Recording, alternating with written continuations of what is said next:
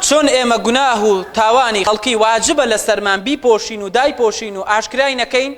ئاواش لەسەرمان پێویستە و پەیوەست و واجب کراوە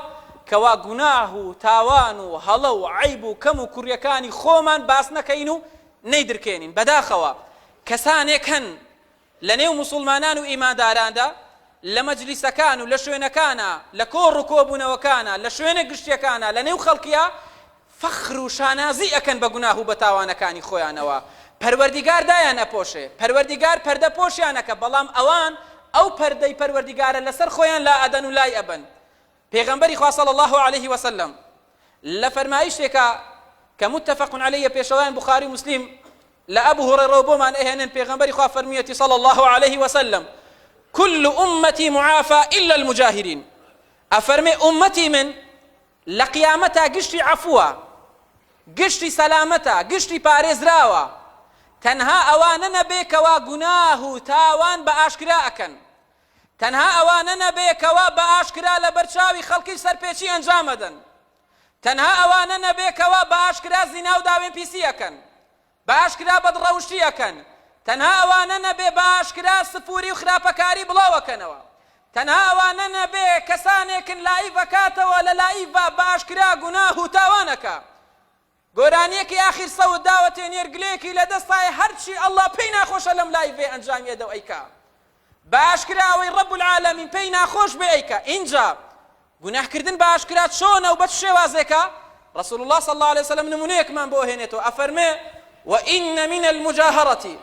أن يعمل الرجل بالليل عملا ثم يصبح وقد ستره الله عليه فيقول: يا فلان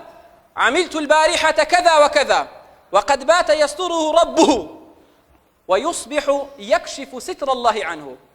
پیغمبری خوا فەرمێ صلى الله عليه وسلم لە گوناهکردن بە ئاشکرا بەم چەشنە و شێوازەیە پیاوێک لە شەوە گوناه ئەنجامەدا، تاوانێک ئەنجامەدا، کاتێ بەیانی ئەکاتەوە بەیانی ئەبێتەوە پەروەردیگار گوناهەکەی بۆ پەردەپۆش کردووە، ئاشکرای نەکردووە، هیچ کەسێک نەیزانیوە، بەڵام ئەو دێتە ناو خەڵکی بە شانازیەوە: فلانە کەسەیە، دوێنێ شەوێ وام کرد و وام کرد، دوێنێ شەوێ لەگەڵ کچێکدا بووم تا درانگانی شەو وام کرد و وام ئەنجامدا، وام لەگەڵ کرد و قسەی خۆشمان کرد،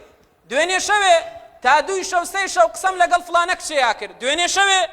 لە مەوعید و لە جێژوانی بووم، دوێنێ شەوێ تا درانگانی شەو ئەمان خواردەوە، دوێنێ شەوێ دگەیەکم لە فلان و لە فیسارە کەسەدا. پێغەمبەری خوا صلی الله عليه وسلم ئەفەرمێ ئەو کاتێک کە بەیانی کردەوە پەروەردیگار شەوەکەی بۆ داپۆشی بوو کە ئەو شەو بە گوناهە و بە تاوانی بەسەر بر، بەڵام خۆی بەیانی ئەکاتەوە پەردەی ئەڵڵا لەسەر خۆی لابە، خۆی ئەو داپۆشینەی پەروەردیگار لەسەر خۆی لابە، خۆی هیچ عوزرێک و پۆزشێک و پاساوێک بۆ خۆی ناهێڵێتەوە کە پەروەردیگار عەفوی کە و بیبەخشێ. یا ربی پەروەردیگارە بە لوتف و کەڕەمی خۆت گوناه و تاوانەکانمان داپۆشی